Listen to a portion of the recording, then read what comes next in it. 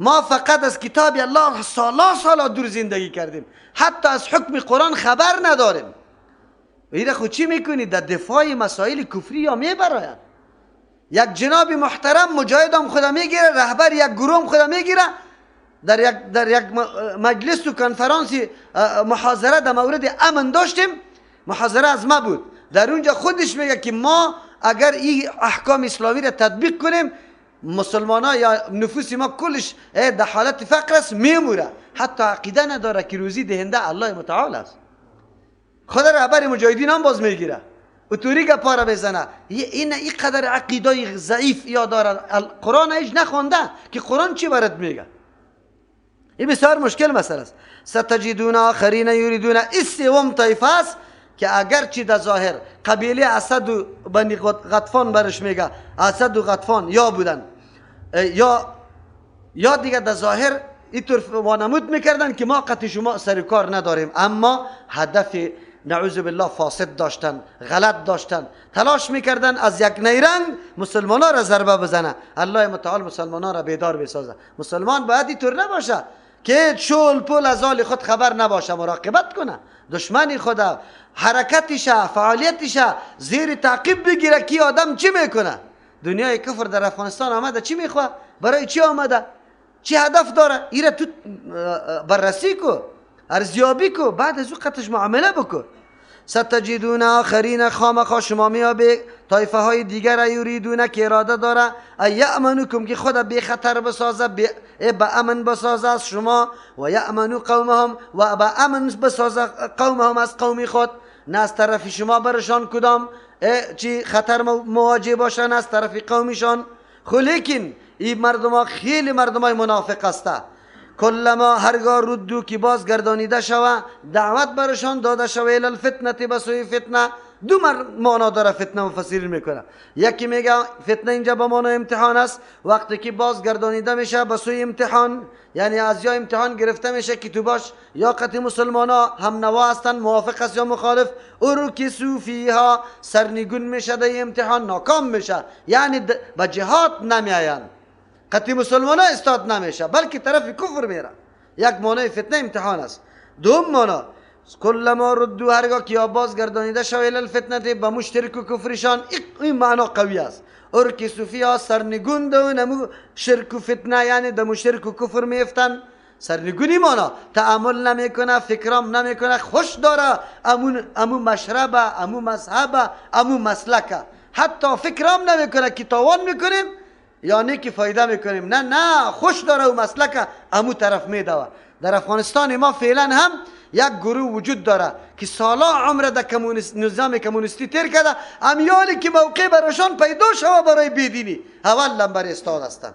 قرآن کریمی واقعیت ها را وقت بر ما برملا کرده. لیکن آلی در ظاهر که طالب که آمد، هر جنرالی کمونیست میدیده نریش در مسجد ها ملا شدن، در گروالا ملا شدن، آلی هم همو شیوه را دارن. خو لیکن که موقع برش میسر شد باسایی میکنی. همیالی موقع کم کم برشان میسر شد، عکسی نجیب شهید نمیگن، دفاع در موترا نمیکنه از پیشش، کلشان داد از این نمیزنه که نه وای نجیب، وای نجیب است. نجیب چی کرده؟ چی کرده؟ نجیب نان امن بود، والا میفهمید کلی سیاسی بود. کلی سیاسی کی را میگه؟ کسی که ملت ها را زن نعوذ بالله به حیا ساخته، کسی که نعوذ بالله زن به روسی پیش کرده، کسی که مسلمان های موطن مکمل در تیلگون زیر خاک کرده، او مردم شما عالی دفاع میکنه؟ اویره یک قدر جرأتمندانه گپ میزنه که کسی هم نیست. در تلویزیون محاصره کردن این مجاهدین خیانتکاری ما را دور از مجاهدین محاصره کردن، گپ زدن نمیتونستن، قطعش مقابله نمیتونن، نزدیستی که خیانت ها کردن. علت چیست؟ توجه به کتاب الله نکردن، به سنت رسول الله نکردن، منافع تنظیمی، منافع سمتی، منافع شخصی را در نظر گرفتن، خیانت در اسلام کردن. امروز بالا امی کمونستایی که کل جنایت ها ازوا شد. چرا امی قدر در خاک و خون که ما تعالی را گبی کدام آلو دستیم، از دست کیست؟ از دست امی مردم است. اما امروز عجیب است. بله یک تعدادشان واقعا حقیقت شناختن. یک نفر خود برام گفت که مولوی صاحب بالله قسم ما نمیفهمیدیم، ما آل دین یاد گرفتم، ما فهمیدم که واقعیت ما چقدر خطا شده بودیم. گفت مولوی صاحب بالله قسم ما معلومات از اسلام نداشتیم. از اون خاطر گفتونم ما فکر میکردیم که مساوات و برابری در اینجاست. امی ما پشت مساوات رفته روی بودیم، فکر نمیکردیم دین چی تقاضا داره، مساوات چی را میگه، مفهوم مساوات هم نمیفهمیدیم. اما یک تعدادی از یا اونمو کمونیستی سابق است، امو کمونیستی سابق است و هرگاه که موقع برش پیدا شد اعلان میکنه، خود اشکارا میکنه. در زمان پیامبر علیه السلام هم منافق صفاتایی که شرک و کفر دوست داشتن و موجود بود، اگرچه در ظاهر می آمدن از پیغمبر علیه السلام از مسلمانان میگفتن که ما سر کار قطع شما، ما را غرض نگیری، ما قطع شما سر کار نداریم و به قوم خود همی گپ میزدن. اما در انتظار ازی بودن که چی وقت موقع برام میسر میشه. الله متعال چی میگه؟ فَإِلَمْ يَعْتَزِلُكُمْ اگر این مردم ها کناره نمیکنه خود از جنگ و یلقی الیکم السلام اصلش ولم یلقوسته و پیش نمیکنه برای شما السلام سری صلح را و یکف ایدیهم لم باز ولم یکفو بند نمیکنه ایدیهم دست درازی خدا. اینا سه شرط یا پوره نمیکنه، کناره از جنگ نمیشه، سری صلح را برتان پیش نمیکنه، دست درازی خدا قطع نمیکنه، بازم چوبک میزنه، چی کنشه؟ فخذوهم بگیرشه وقتلوهم بکششه حیث ثقفتموهم در هر جایی که شما پیدا کردشه. ثقفتموهم قرآن کریم چی میگه برای ما؟ مسلمانای ما ساده ساده رازای خدا به کفار گفته رئیس. قرآن بری تو میگه ثقافت چی را میگه؟ به زیرکی و هوشیاری یک چیز حقیقتیش درک کردن. شما آنقدر ماهرانه در بین کفار مردم داشته باشه که هر حرکت کفار زیر مراقبت بگیره که کافر چی میکنه، کدام طرف روان است. ما خودی ما به خاطر معاش دلاری قطع مؤسسای جاسوسی از یا یک جا شده کلی رازای اسلام برش افشا کردیم، خوش هستیم که ما در مؤسسه کار میکنم. مسلمان است یا نه؟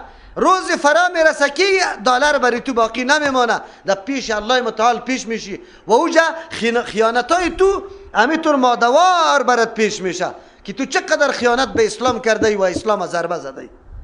تو کافر مراقبت بکن. قرآن کریم برای تو میگه حیث ثقفتهم در جایی که شما پیدا کردی با بسیار زیرکانه بسیار ماهرانه تلاش بکنی شما مراقبت از واره بکنی که اینی کافر در وطن چی میکنه، از 4 ماه زیاد بعد باقی نمیمانه. آلی وطن از خودش است، نه پاسپورت است نه ویزا است، میدان از خودش است، هر چی که میکنه میره میایه کلش از خودش است. باز ما میگیم مملکت همین نمیگه، مملکت همون را میگه که بدون پاسپورت اجازه از قدم زده نمیتونی، اونو را مملکت میگه. یا اجازه میگیره در بگرام تا میشه بالا میشه، حتی کلان و رئیسی همو کلانایش که میایم حکومت خبر نمیشه که کی در کجا آمد چی کرد. عجیب است.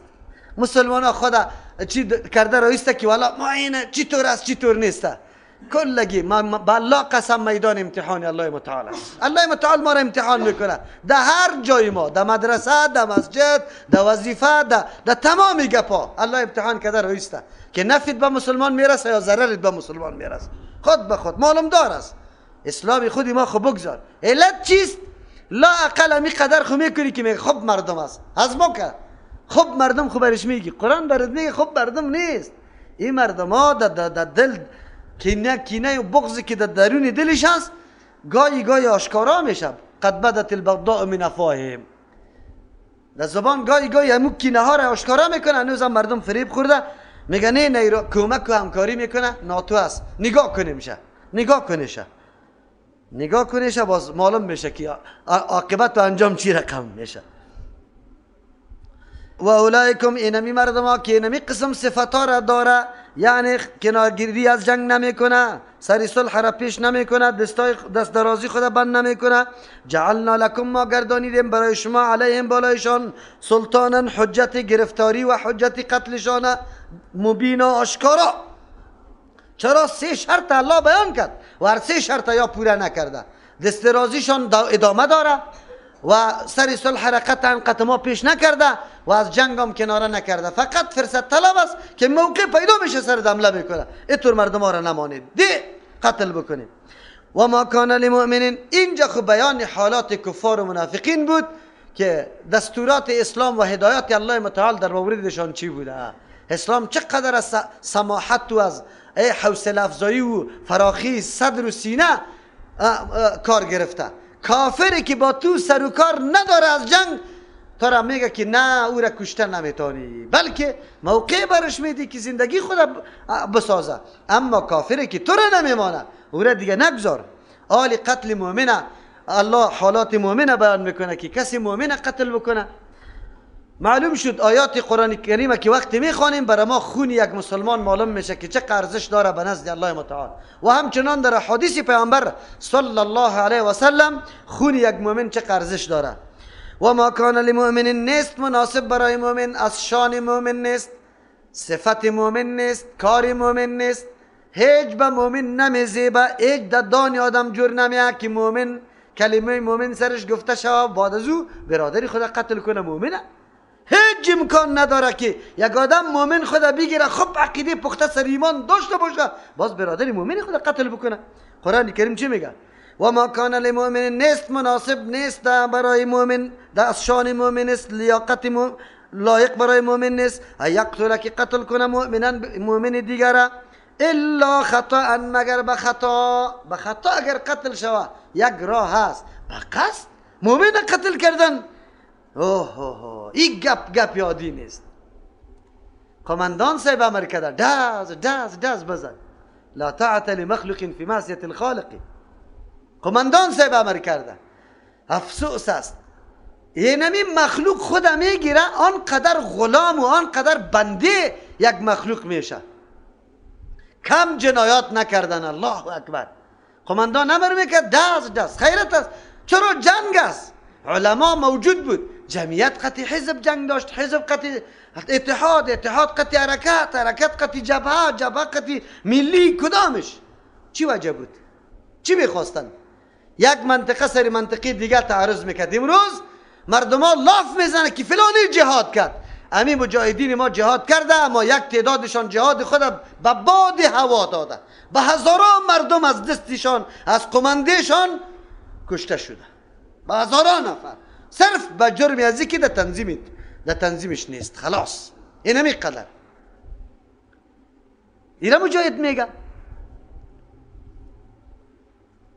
بازال لقبا میدیم، فلان توفان بود، فلان چی بود، رقم لقب بدیم. یک دفعه بیارزیابی که حالات چقدر مردم بیگناه مظلوم از دستشان رفته، شهید شده. جهاد امیر میگفت با روسا صلح میکردن، جنگ اوربست با مسلمان ها زده رایی بود، دره به دره، ولایت به ولایت، شهر به شهر. علت چی بود برادرها؟ علت ای بود که کتاب الله در بینشان خوانده نمیشد. اگر این قرآن در بینشان ترجمه میشد، اگر کل گینه 3 نفر مخالفت اعلان میکرد که من دوجه در جنگ نمیرم، 3 نفر اعلان میکرد، میفهمید حقیقت اسلام که آیا قطع ازواج جنگ جایز است یا نه. لیکن راستی تا نبگه، از دست روسا خیلی مردم زیاد کشته شده، از دست تنظیما مردم کشته شده. ولی قرآن چی میگه؟ از شان مؤمن نیست کسی که ایمان داره باز یک مؤمن به قصد بکشه. قطعا نه الا خطا. او خبر داری که اگر به خطا قتل کردی چی جزایش است؟ و من قتل مؤمنا خطا، کسی که یک مؤمن به خطا قتل کرد. قتل خطا 2 قسم است، یکی خطا در قصد است، یکی خطا در فعل است. خطا در فعل ایره میگه شکار میکنی، آهو را میزنی، مرغاوی را میزنی، ناگهان دست فیر میکنی، نفر داده میروی میاغرم او میخوره. این خطا در فعل است. خطا در قصد را میگه یک آدم تو فکر کرده که کمونیست کافر است، زدی او را در حالی که او مسلمان بوده، این خطا در قصد است. 2 قسم خطا انسان میشه.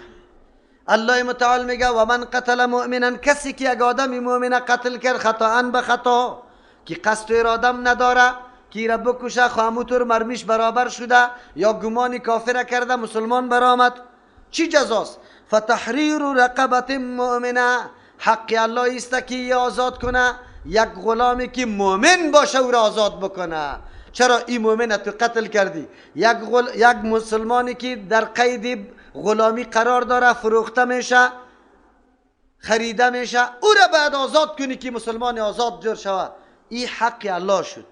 و دیت مسلمتون لازم است ای بالای مردک دیت خونبها مسلمتون که تسلیم کرده شده باشه الی اهلی به اهلی نمی مومن به وارثای مومن الا مگر ای صدقو اگر بخشش کردن ورثه امی مقتول. اگر ورثه مقتول بخشش کرد بخشش، اگر نکرد دیت است.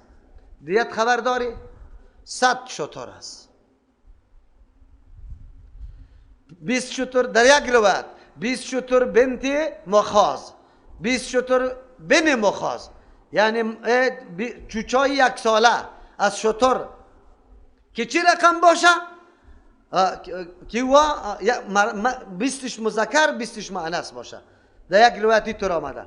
باز 20 هم 2 ساله، 20 دیگه هم 3 ساله، 20 دیگه هم چیز 4 ساله. بده شترها را بده، لیکن این روایت ضعیف است. روایت قوی است که اول 1 ساله یکی است، 25 1 ساله است، باز 25 2 ساله، دیگه 3 ساله، دیگه 4 ساله. بیا یک کسی مرد باشه پورا کنه 100 شتر داده بتونه. میتونه یا نمیتونه؟ 100 شتر قیمت گذاری که حالی پورا میتونی یا نمیتونی؟ خونه آنقدر بی ارزش شد، هم از نگاه عملا و هم از نگاه عقیدتا. عقیدتا خو خلاص در تنظیم جمعیت هستم و تو حزب هستی ده قتل جایز است. فتوا را کی داده؟ جناب قماندان صاحب. کلمه خدا یاد داره؟ نه. نماز خدا یاد داره؟ نه. فتوا را او داده، فرمان او داده. ملاهای درباری و چاپلوس هم در تنظیم ها موجود بود که یک معاش برش بسته کرده بود، تمام فتوا را به نفع تنظیم خود داده رایی بودن. در هر زمان دین که خراب میشه از دست عالم، پاچا و اینمی پیرا. هر وقت دین که خراب میشه از دست از یا خراب میشه. فتوا را غلط عالم میده، روش غلط پیرا اختیار میکنه، نافذ کردن احکام کی میکنه؟ قماندانا و سرپرستا و حاکما. دین از یا خراب میشه. همه حالت شد. قرآن آیت قرآن نبخوان باز بعد از کشتار تو را بیبی. امروز کسی قتل میکنه پدرش پر کرده میتونه.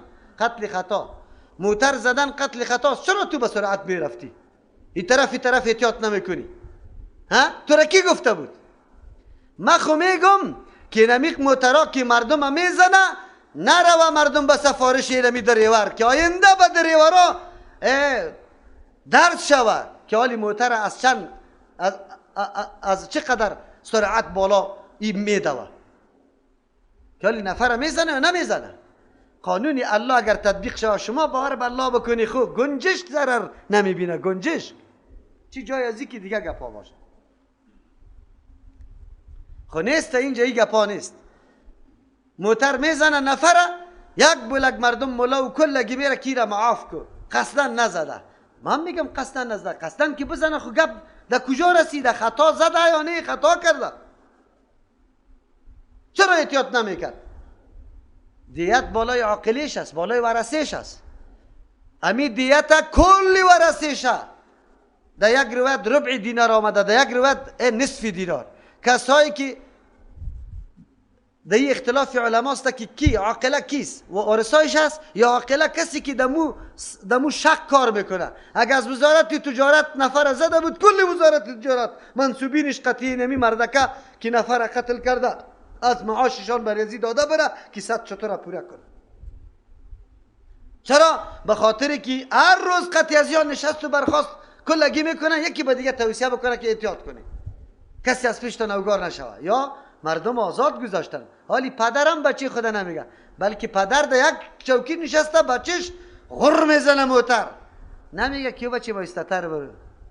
و مردم او باد میکنه، خاک باد میکنه، انواع ظلم ها. خوش است، لافم میزنه. عجیب نیست؟ اسلام است. بیالی پورا کن، دیت بده. و این کان من قوم بینکم، این خو مسلمان بود. کسی که مقتول میشه یا از قوم مومن میباشه. در قوم مومن دو جزا، یکی کفاره که آزاد کردن غلام است. حالی خو غلام وجود نداره، 2 ماه پی در پی روز است، پی در پی. اگر در بین یک روز خورد پس از سر بگرداره. مثل که در رمضان کسی هم بیستری همراه زن خود بکنه کفاره سرش است. به نزد جمهور علما. امام ابو حنیفه رحمه الله میگه اگر اینجا رمضان قصدن خوردی نوشیدی هم کفاره سرت است. اینقدر گپ سخت کرده هنوز امی حنفیای ما باز خورده روی سر روزه را که پرسان میکنه نگوی که نیست کفاره، باز برش بگوی که کفاره سرت است. چرا که یا بفهمه که روزه خوردن چقدر جرم است. آلی بیا اگر ابی مقتول از قوم مؤمن نبود، خودش مؤمن بود لیکن قومش کافر بود، فإن کان من قوم عدو لکم، اگر بود ابی مقتول از قومی که دشمن برای شماست، کافر است، و هو مؤمن در حالی که ابی مقتول مؤمن است، فتحریر رقبه مؤمنه. اینجا یک چیز است. چرا دیت حق ورثه بود؟ ورثه خو کافر است. در کافر چرا بدیم؟ اوقات ما پیمان صلح و دوستیم نداره، کافر محارب است. خود چون که امی مقتول مؤمن است حق الله باید پرداخته شود که یک غلام آزاد بکنه. و این کان من قوم، دو نفر شد، سوم نفر. و این کان اگر بود مقتول من قوم از یک قوم، بینکم که در بین شماست، و بینهم در بین او قوم میثاق، پیمان صلح است. آلی اگر این امی مقتول مسلمان باشه یا کافر، هر کس کی باشه، خو از او قومی است که تو قتش پیمان صلح داری، فدیت مسلمت الی اهله، دیت است تسلیم کرده شده به سوی اهلش. این حق مو وارثایش است. اون به وارثا میدی دیت هم. کافر است خو قتی تو صلح کرده، برای تو جایز نیست که کشته شود. و تحریر رقبت مؤمنه، آزاد کردن یک غلام مؤمن هم است یا مسته. ببینید اسلام چقدر پابند قانونی واقعی خود است. حالی و خو کافر است، قتل شده دیگه. اسلام میگه ولو که کافر است تو پیمان صلح قتی تو امضا کرده، خونی از او، مالی از او، آبروی از او، کلش سر تو چی شد؟ حرام. از تو سر از او حرام، از او سر تو حرام. تعرض کردن نمیتونی. وقتی که به نزد الله متعال ارزش خونی یک کافر صرف به خاطر از این قتی تو مسلمانان معاهده صلح داره، همین قدر ارزش داره، خونی مسلمان چطور است؟ آلی تو اندازه کو، آلی تو اندازه کو که چه قدر است. آسان گپ است، کشتن آسان است. در مرمیا زیاد است، تفنگ قطعی هر کس است، مزد کار میشه، میده و طرفی خانه غر میزنشه، خوش آمد است، افتخارم میکنه. در دمی روی فلانی هیچ کسی استاد شده نمیتونه. اسلام نیست ایجا، حکومت اسلامی نیست. حکومت اسلامی باشه تو مرد است، یک مرمی فیر کو که اونجا در میدان چپید کنه، قطعی کار در گلین کش کده بره که مردم ببینه که باز مرمی فیر میکنه یا نمیکنه در مقابلیت. حالی خود دیگه دنیای کفر آمده، ودو لو تکفرون کما کفرون فتکونون سواء. و میخواه اونمو بیبندوباری، اونمو نعوذ بالله اختلاس، دزدی، رشوت، همه جنایات که در وطن از واست در وطن توم زیاد شوه، رایت شوه. تو را نمیگذاره احکام اسلامی را تطبیق بکنی.